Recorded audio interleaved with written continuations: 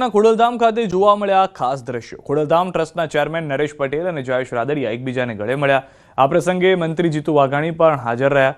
ઘણા સમયથી નરેશ પટેલ અને જયેશ રાદડિયા વચ્ચે કથિત ગજગરા ચાલી રહી હોવાની ચર્ચાઓ અને અટકળો ચાલતી હતી। તેવા સમયે પાટીદાર સમાજના બંને દિગ્ગજો એકબીજાને મળીને ખાસ સંદેશો પાઠવ્યો। ખોડલધામના આંગણે સમાજના બે અગ્રણીઓ એક હોવાનો સંદેશ આપવામાં આવ્યો। આવી ગયું આખી બાઈટ આપી અને તમને પ્રશ્ન હતો નથી અમે અહીંયા હાજર છે। આ ખોડલધામ એ અમારું આંગણું છે અને આ કાયમી માટે જયેશ રાદડિયા હોય કે ન હોય ખોડલધામ રહેવાનું છે।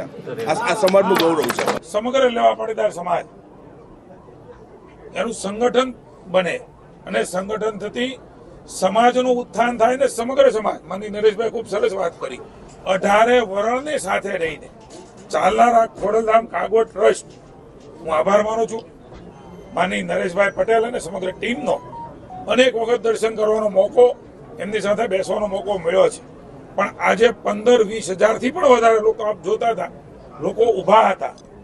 સવારે વહેલી સવારથી ખોડલધામનો સાથ પડ્યો। નરેશભાઈ બોલાવ્યા અને સમાજના અમારા આગેવાનો બહેનો મહિલાઓ યુવાનો વડીલો જેમણે કંઈક સમાજ માટે કર્યું છે એવા તમામ લોકો અહીંયા હાજર રહીને હું માનું છું કે ખૂબ મોટો સંદેશો એ માત્ર રાજ્યમાં નહીં દેશભરમાં આજે ખોડલધામ અને સમાજ થકી આપ્યો છે।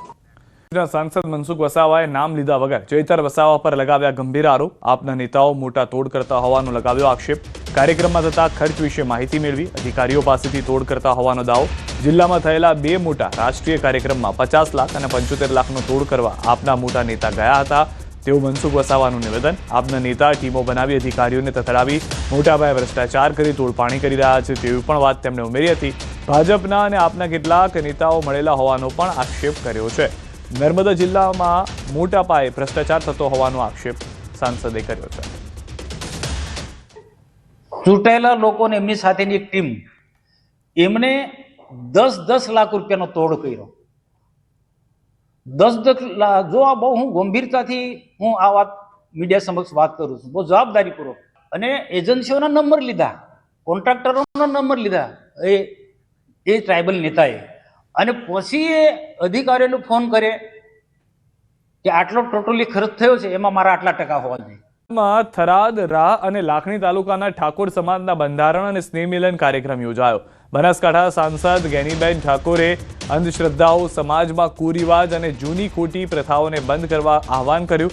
ગેનીબેન ઠાકોરે સમાજની દીકરીઓમાં દશામાનું વ્રત ન કરવા કર્યું આહવાન। બીજાઓને દશામાં ન નડે અને આપણને દશામાં નડે। ગેનીબેન આ દશામાના વ્રત ક્રીની ઘરે દશા બેસાડવાની પ્રથા છે એટલે હવેથી કોઈ પણ બહેન દીકરીએ દશામાનું વ્રત કરવું નહીં। ગેનીબેન જેને દશામાં નડે એ દશામાને મારી જોડે મોકલી દેજો તેવું કહેતા જોવા મળ્યા। એકલી ગાડીમાં કરું છું દશામાં મારી જોડે ગાડીમાં ફરશે। ગેનીબેન ભુવાઓ કોઈ મહેરબાની કરીને ફસાતા નહીં તેવું પણ કહેતા જોવા મળ્યા હતા।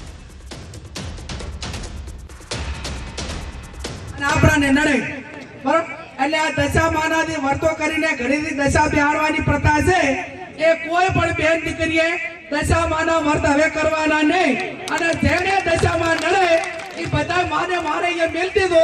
હું એકલી ગાડી ફેરું છું દશામાં મારા ભેગા ગાડી ભરશે અને નડે તો મને નડે તમને કોઈ નડશે નહીં, બરોબર ને? પછી આ ભુવાનું ને એનું જો ને એ કંટ્રોલ બારું છે પણ મહેરબાની કરીને કોઈ ભુવામાં ફસાતા નહીં। તમારું જે કર્મ છે એનું એ અગત્યનું છે। જેવું કર્મ કરશો એવું ભોગવશો અને એવા તમને બ્રહ્મ ઘાલશે કે તમને આર્થિક બરબાદ કરશે, સામાજિક બરબાદ કરશે, કુટુંબમાં બરબાદી લાવશે અને એવી વેમ ઘાલશે તો આખો પરિવાર વેરવિખેર કરશે। એટલે મહેરબાની કરીને કોઈ પણ પ્રકારનું દખ હોય તો ડોક્ટરને બતાવવું, હગાવાલાને બતાવવું, એને વાત કરવાની, કોઈ પણ હકામણ હોય તો વાત કરવાની, 5 જણા મિત્રોને કહેવાનું। તો થરાદમાં ઠાકોર સમાજના બંધારણ અને સ્નેહ મિલન કાર્યક્રમમાં સાંસદ ગેનીબેન ઠાકોરનું કડક નિવેદન। સ્નેહ મિલન કાર્યક્રમમાં સૌને એક થવા કર્યો લલકાર। બીજાની આબરૂ જાય તેવું આપણે ન કરવું જોઈએ। વાદી સમાજને ટકોર કરતા ગેનીબેને કહ્યું કે આપણે કોઈની દીકરી લાવવી નહીં અને આપણી દીકરી કોઈએ લઈ જાય તો તેને પાછી લાવવા આકાશ પાતાળ એક કરી નાખજો। સામાન્ય વાદીમાંથી કોઈ છોકરી લઈ જાય ને તો આખો સમાજ ભેગો થઈ જાય અને તમારા સમાજ અને આપણા સમાજ એટલે આપણા સમાજમાંથી ગમે એટલી દીકરીઓ બીજો સમાજ લઈ જાય ને તો એના માટે સમાજ આક્રમક નથી. અને એટલા માટે ક્યાંક ને ક્યાંક મોટી તકલીફો ઊભી થાય રહી છે. એટલે આપણે કોઈની આબરૂ ઉપર કે કોઈની દીકરી લાવી નહીં અને આપણી દીકરી કોઈ લઈ જાય તો આકાશ પાતાળ કરીને જે કરવું પડે તે લાય પાર. ગૃહમંત્રી અમિત શાહ ગુજરાત પ્રવાસે છે. નવા વાડજમાં આવાસ યોજનાનું પણ લોકાર્પણ કર્યું અને વૃક્ષારોપણ કાર્યક્રમનું આયોજન કરવામાં આવ્યું. સરદાર પટેલ સ્ટેડિયમ વોર્ડમાં 23.63 કરોડના ખર્ચે ઝૂંપડપટ્ટીનું પુનઃવસન. પ્રધાનમંત્રી આવાસ યોજના હેઠળ 350 આવાસના મકાનોનું લોકાર્પણ કરાયું. આવાસ યોજનામાં જ આંગણવાડી, આરોગ્ય મંદિર સહિતની સુવિધાઓ આપવામાં આવી. કેન્દ્રીય ગૃહમંત્રી અમિત શાહના હસ્તે આવાસનું લોકાર્પણ કરાયું. તો કેન્દ્રીય ગૃહ અને સહકારિતા મંત્રી અમિત શાહ આજે અમદાવાદ કોર્પોરેશનમાં રૂપિયા 1507 કરોડના વિવિધ પ્રજાલક્ષી વિકાસ પ્રકલ્પોનું લોકાર્પણ અને ખાતમુહૂર્ત કરી ચૂક્યા. અમિત શાહે સૌથી પહેલા બોપલમાં નવનિર્મિત ગાર્ડનનું લોકાર્પણ કર્યું, જ્યાં તેમણે સમગ્ર ગાર્ડનમાં લટાર મારી નિરીક્ષણ કર્યું. કોંગ્રેસના સુપડા સાફ થઈ ગયા છે. દેશની જનતા કોંગ્રેસને સ્વીકારતી નથી. બિહાર પછી બંગાળ અને તમિલનાડુનો વારો છે. વિપક્ષ પર વરસ્યા અમિત શાહ. અમદાવાદના ગોતામાં અમિત શાહનું સંબોધન.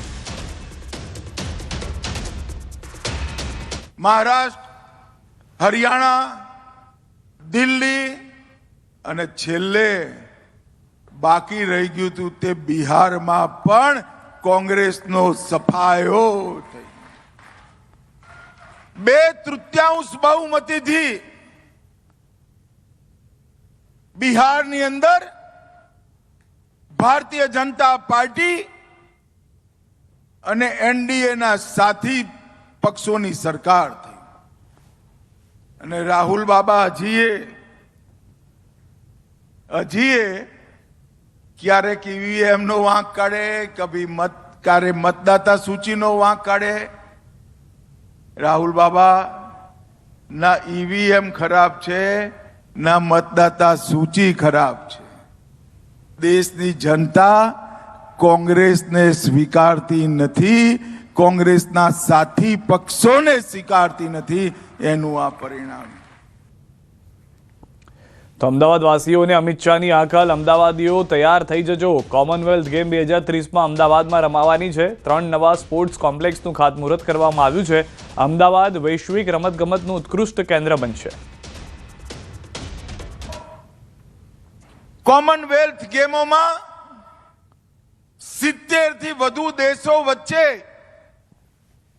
રમતગમતની સુવિધાઓ, કોચિંગની વ્યવસ્થા, ઇન્ફ્રાસ્ટ્રક્ચર, શહેરના યુવાનોમાં રમતગમત પ્રત્યે લગાવ અને રહેવાની કરવાની બધી સુવિધાઓની અનેક મુદ્દાઓની સ્પર્ધાની વચ્ચે બધા દેશોમાં કોમનવેલ્થ ગેમ 2030માં આપણા અમદાવાદમાં રમાવાની છે. મિત્રો, અમદાવાદમાં રમાવાની છે.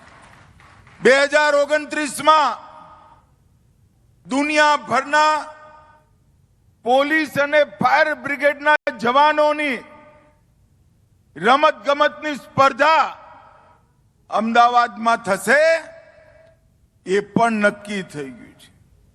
13 આંતરરાષ્ટ્રીય રમતોની સ્પર્ધા આપણા અમદાવાદમાં થવાની છે.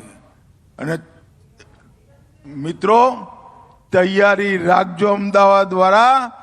2036માં ઓલિમ્પિક પણ અમદાવાદમાં જ આવશે. અમિત શાહની અમદાવાદના લોકોને અપીલ. લોકોને વૃક્ષો વાવવા અમિત શાહની અપીલ. સોસાયટી દીઠ 5 થી 50 છોડ વાવવા અપીલ. ભાજપના કાર્યકરોને પણ શાહની અપીલ. કાર્યકરો સોસાયટીમાં જઈને અભિયાન છેડે. ઓછામાં ઓછા 5 વૃક્ષો તો જરૂર વાવજો. કે દરેક સોસાયટીમાં ઓછામાં ઓછા 5 અને વધુમાં વધુ 50 વૃક્ષો આ ચોમાસામાં તમારે વાવવા જોઈએ, જેનાથી ગ્રીન ગાંધીનગર લોકસભા ક્ષેત્રની શરૂઆત થાય. મિત્રો, આ નાનકડી વાત આપણી આવનારી પેઢી માટે ખૂબ જરૂરી છે. અમિત શાહના હસ્તે 1507 કરોડના વિકાસ કાર્યનું લોકાર્પણ કરાયું, જેમાં ગોતામાં મિની સ્પોર્ટ્સ કોમ્પ્લેક્સનું શાસ્ત્રોક્ત વિધિથી ખાતમુહૂર્ત કર્યું. ગૃહમંત્રી અમિત શાહ અને મુખ્યમંત્રી ભૂપેન્દ્ર પટેલ દ્વારા ગોતા ખાતે ₹43 કરોડના ખર્ચે બનનારા મિની સ્પોર્ટ્સ કોમ્પ્લેક્સનું શાસ્ત્રોક્ત વિધિથી ખાતમુહૂર્ત કરાયું. કાર્યક્રમમાં મોટી સંખ્યામાં લોકો હાજર રહ્યા. તો જે રીતે દ્રશ્યોમાં પણ આપ જોઈ રહ્યા છો, જે હવે એમ છે 2030ની અંદર અમદાવાદની અંદર કોમનવેલ્થ ગેમ્સનું આયોજન કે જેની મેજબાની કરવાની છે, તેની સાથે સાથે 2036ની અંદર ઓલિમ્પિક પણ ગુજરાતમાં અમદાવાદમાં થાય, દેશમાં થાય તે માટેના પ્રયાસો શરૂ થઈ રહ્યા છે.